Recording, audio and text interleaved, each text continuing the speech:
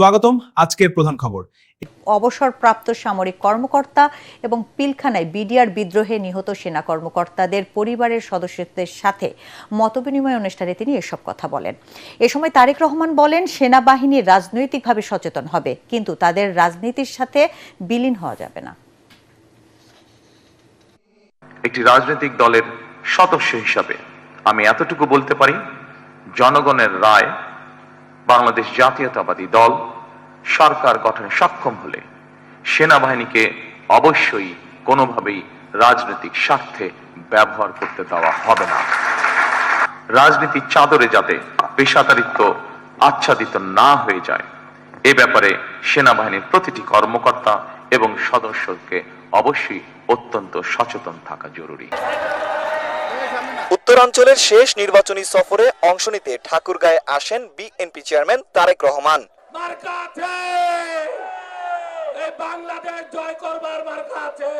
ঢাকা থেকে বিমানে তারপর হেলিকপ্টারে চড়ে ঠাকুরগাঁও সরকারি বালক উচ্চ বিদ্যালয় বড় মাঠে আসেন বিএনপি প্রধান।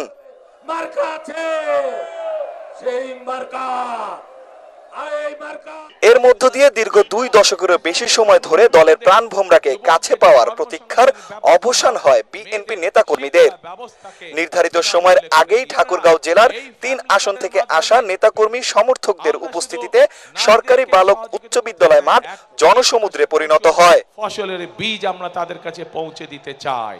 তারেক রহমান বলেন, উত্তরবঙ্গের হারিয়ে যাওয়া ঐতিহ্য এবং ঠাকুরগাঁওয়ের চা ও চিনি শিল্প আবার গড়ে তুলতে চায় বিএনপি। ঠাকুরগাঁওয়ে বিমানবন্দর চালুরও ঘোষণা দেন তিনি। আমরা এই এলাকাকে কৃষি নির্ভর শিল্প আমরা এখানে যত দ্রুত সম্ভব আমরা এই এলাকার এয়ারপোর্ট ইনশাআল্লাহ চালু করব। এই এলাকার মানুষ যাতে আরো ভালো চিকিৎসা পায়, সেই জন্য মেডিকেল কলেজের যে দাবিটি আছে ইনশাআল্লাহ সেটিও আমরা বাস্তবায়ন করব। এই ফ্যামিলি কার্ডের মাধ্যমে আমাদের দেশের নারীরা ধীরে ধীরে অর্থনৈতিকভাবে স্বাবলম্বী হয়ে উঠবে। কৃষকদের সেই 10,000 টাকা পর্যন্ত কৃষি ঋণ আমরা মওকুফ করতে চাই। জাতীয় নির্বাচন নিয়ে নানা ষড়যন্ত্র হচ্ছে অভিযোগ করে বিএনপি চেয়ারম্যান বলেন, ধর্মীয় পরিচয় দিয়ে কোনো মানুষকে বিচার করা হবে না। সকল মত পথ মানুষকে নিয়ে নতুন বাংলাদেশ গড়তে চায় বিএনপি। এবারকার নির্বাচন হবে আমাদের দেশকে পুনর্গঠন করা নির্বাচন। গত 1 যুগ ধরে বাংলাদেশের মানুষ তাদের যেমন রাজনৈতিক অধিকারকে প্রয়োগ করতে পারে নাই, তারা কথা বলার স্বাধীনতা পায় নাই, ঠিক একইভাবে বাংলাদেশের মানুষ তাদের অর্থনৈতিকভাবে প্রতিষ্ঠিত হওয়ার অধিকার থেকে অনেক পিছিয়ে গিয়েছে। বক্তব্য শেষে ঠাকুরগাঁওয়ের 3টি আসনের প্রার্থীর হাতে ধানের শীষ তুলে দিয়ে নতুন বাংলাদেশ গড়ে তুলতে সবার কাছে ধানের শীষে ভোট চান তারেক রহমান।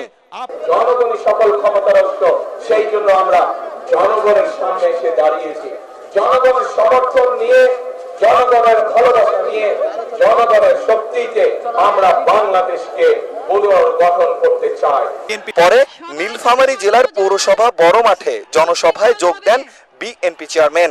নীলফামারীতে কর্মসংস্থান তৈরি করতে ইপিজেড এর পরিধি বাড়ানোর পাশাপাশি কৃষকদের ভাগ্য পরিবর্তনের ব্যাপক পরিকল্পনার কথা জানান তারেক রহমান। দেশ স্বাধীনের আগে থেকে বিভিন্ন সময় তারা বিভিন্ন রূপ ধারণ করেছে। এই রূপ ধারণকারী বহু রূপ ধারণকারী তারা আজকে বিভিন্ন জায়গায় বিভিন্ন ষড়যন্ত্রে লিপ্ত হয়েছে, কারণ তারা বুঝে গিয়েছে সারা বাংলাদেশের মানুষ ধানের শীষের পক্ষে রায় দেওয়ার সিদ্ধান্ত নিয়েছে। আমরা সকল ধর্মের ভাই বোনেরা ঐক্যবদ্ধভাবে এই 12 তারিখের নির্বাচনে যারা ষড়যন্ত্র করবে তাদেরকে আমরা দাঁত ভাঙা জবাব দেব ইনশাআল্লাহ। এরপর বেলা 3:15টার দিকে তারেক রহমানের নানিবাড়ি এলাকা দিনাজপুরে পৌঁছান। বিরামপুরের জনসভায় তিনি বলেন, মুক্তিযুদ্ধ ও 24-এর গণঅভ্যুত্থানে আহত ও নিহত পরিবারদের সাথে নিয়ে নতুন বাংলাদেশ গড়ার পরিকল্পনা রয়েছে তার। আপনারা এই মানুষগুলোকে ইনশাআল্লাহ দেখে রাখবেন। 13 তারিখ থেকে ধানের শীষ বিজয় হওয়ার পরে এদের দায়িত্ব হচ্ছে প্রতিদিন আপনাদেরকে দেখে রাখা। ন্যায়, সাম্য ও ঐক্যের বাংলাদেশ গড়ার প্রতিশ্রুতি দিয়ে নির্বাচনী প্রচারণা চালিয়ে যাচ্ছে জামাত নেতৃত্বাধীন 11 দলীয় জোট। এরই অংশ হিসেবে অনুষ্ঠিত হলো জোটের সিলেট বিভাগীয় জনসভা। এতে অংশ নিতে সকাল থেকে সিলেট সরকারি আলিয়া মাদ্রাসা মাঠে মানুষের ঢল নামে।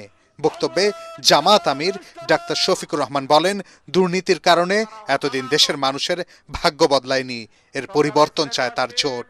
প্রবাসীদের অবস্থার পরিবর্তন এবং সিলেটে আরও বেশি আন্তর্জাতিক রুটের সরাসরি ফ্লাইট চালুরও ঘোষণা দেন জামাত আমির। মহান আল্লাহর উপর ভরসা করে দুর্নীতির রুট যখন বন্ধ হবে, চাঁদাবাজি যখন বন্ধ হবে, তখন সকল উন্নয়ন হবে ইনশাআল্লাহ। 5 বছরে এই দেশের চেহারা ইনশাআল্লাহ পাল্টে যাবে।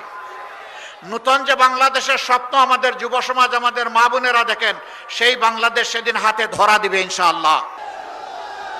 এর আগে মৌলভীবাজারে শফিকুর রহমান বলেন, যেখানে মিথ্যা মামলা দিয়ে নিরীহ মানুষদের হয়রানি করা হয়, সে বাংলাদেশ সবার বাংলাদেশ নয়। 11 দলের জোট এ ধারা পাল্টে দিতে চায়। ডাক্তার শফিক বলেন, এই অঞ্চলের চা থেকে শুরু করে কৃষিকে আধুনিক করে গড়ে তোলা হবে। যেখানে আমার মায়ের ইজ্জতের গ্যারান্টি নাই, যেখানে চাঁদাবাজিতে অতিষ্ঠ জনগণ, যেখানে দুর্নীতিতে ছেয়ে গেছে দেশ, যেখানে নিরীহ মানুষকে মামলা দিয়ে হয়রান করা হয়, এই বাংলাদেশ আমার বাংলাদেশ নয়। এই বাংলাদেশকে আমরা পাল্টে দিতে চাই। প্রচারণার শুরুতে সকালে হবিগঞ্জে জনসভায় অংশ নেন জামাতের আমির।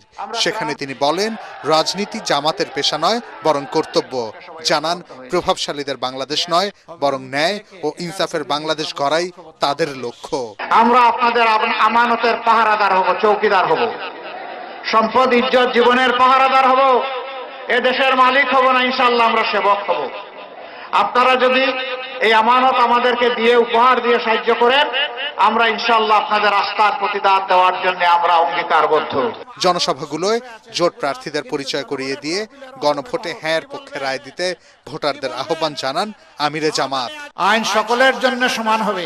আমাদের সাধারণত নির্বাচনের আগে যেরকম পরিস্থিতি দেখা যায়, তার থেকে একটা ভালো পরিবেশ আছে। আমরা দেখছি যে একজন প্রার্থী তার বিপরীত প্রার্থীর সাথেও প্রচারণার সময় কোলাকুলি করছেন, কিংবা একটা সৌহার্দ্যের জায়গা আমরা হয়তো দেখছি কিছু কিছু জায়গায়। তবে এর পেছনে একটা কালো দিকও আছে, সেটা হচ্ছে অনেকে অস্ত্রের মজুদ করছে নির্বাচনকে সামনে রেখে। আমার মনে হয় এই বিষয়গুলোর ক্ষেত্রে আইনশৃঙ্খলা রক্ষাকারী বাহিনী, নির্বাচন কমিশনের আরো ভালোভাবে স্ক্রুটিনি করার প্রয়োগের মতো কৌশলগুলো কাজে লাগিয়ে এখন রাজধানীতে বিভিন্ন সংসদীয় আসনের প্রার্থীরা ছুটছেন ভোটারদের দ্বারে দ্বারে। শনিবার সকালে ঢাকা 15 আসনে 11 দলীয় জোটের প্রার্থী জামায়াতে ইসলামীর আমির ডাক্তার শফিকুর রহমানের পক্ষে প্রচারণা মিছিল বের করেন তার নারী সমর্থকরা। জামায়াতের আমিরের অন্যতম প্রধান প্রতিদ্বন্দ্বী বিএনপি মনোনীত প্রার্থী শফিকুল ইসলাম খান মিল্টন প্রচারণা চালান একই এলাকার প্যারিস রোডে। ডাক্তার শফিকুর রহমানের নেতৃত্বে ন্যায় এবং ইনসাফের সমাজ গড়ব। বিকাশ নাম্বার সংগ্রহের অভিযোগে জামায়াতে ইসলামের ডাক্তার শফিকুর রহমানকে ইতিমধ্যে শোকজ করা হয়েছে। ঢাকা 8 আসনে নির্বাচনী প্রচারণা চালানোর সময় 11 দলীয় জোট প্রার্থী ও এনসিপির নেতা নাসিরউদ্দিন পাটোয়ারি ভোট কারসাজির শঙ্কা প্রকাশ করেন। একই আসনে বিএনপি প্রার্থী মির্জা আব্বাস বলেন, সরকারের একটি অংশ পক্ষপাতমূলক আচরণ করছে। রাজধানীর নয়াবাজারে নির্বাচনী প্রচারণায় ঢাকা 7 আসনে বিএনপির প্রার্থী হামিদুর রহমান নির্বাচিত হলে এলাকার গ্যাস সংকট নিরসনের আশ্বাস দেন। আর নির্বাচনে লেভেল প্লেইং ফিল্ড নেই বলে বিভাগীয় কমিশনারের কার্যালয়ে এসে অভিযোগ করেন ঢাকা 6 আসনের জামায়াতের প্রার্থী ডক্টর আব্দুল মান্নান। প্রার্থীদের এই প্রচারণার ভোটযুদ্ধ শেষ হচ্ছে 10 ফেব্রুয়ারি। ব্যস্ত প্রার্থী, কর্মী ও সমর্থকরা বিএনপির সমর্থন নিয়ে খেজুরগাছ প্রতীকে ভোট করছেন জমিয়াতে উলামা ইসলামের মুফতি মনির হোসেন কাশেমি। 5.5 লক্ষ ভোটারের হাতের সাথে আমরা হাতটা যদি মিলে একসাথে যদি আমরা কাজ করি, তাহলে যে কোনো অসম্ভবকে সম্ভব করতে পারবো। শাপলাকলির পক্ষে নিয়মিত সভা সমাবেশ করছেন 11 দলীয় জোটের প্রার্থী এনসিপির অ্যাডভোকেট আব্দুল্লাহ আলামিন। সেই যাত্রা হচ্ছে নাগরিক সুবিধা নিশ্চিত করার যাত্রা। নারায়ণগঞ্জবাসীকে দেখিয়ে দেব পরিবর্তন কাকে বলে। হাতি মার্কায় লড়ছেন বাংলাদেশ রিপাবলিকান পার্টি বিআরপির প্রার্থী সাবেক সংসদ সদস্য মোহাম্মদ আলী। নীরব ভোটে ব্যালট বিপ্লবে জয়ের ব্যাপারে শতভাগ আশাবাদী তিনি। ভুয়া আমাকে জিতিয়ে দিবে। মাদক সন্ত্রাসী আছে এবং চাঁদাবাজ আছে এবং ভূমিদস্যু তো অবশ্যই আছে। ধরেন কোন একটা স্কুলের মাঠ, খেলার মাঠ, ভালো হাই স্কুল নাই, ভালো চিকিৎসার ব্যবস্থা নাই, এগুলো আমি অবশ্যই করে দিব। হরিণমার্কা নির্বাচনে অংশ নিয়ে স্বতন্ত্র প্রার্থী শাহ আলম বলেন, ঢাকার পাশের আসন হলেও উন্নয়ন বঞ্চিত তার এলাকা। নির্বাচিত হলে ফতুল্লা স্টেডিয়ামকে আন্তর্জাতিক মানে উন্নীত করার পাশাপাশি নানা প্রতিশ্রুতি দিয়ে ভোট চাইছেন তিনি। প্রতিদিন মাইলকেমার হাঁটি মানুষের যত ক্ষোভ, দুঃখ, অবর্ণনীয় দুঃখ, আমি এলাকার জন্য কিছু করতে চাই। দলমত নির্বিশেষে আমি এখন জনগণের প্রার্থী। ভোটাররা মনে করছেন বিএনপি আসনটি জোটকে ছেড়ে দেওয়ায় স্বতন্ত্র প্রার্থী পদে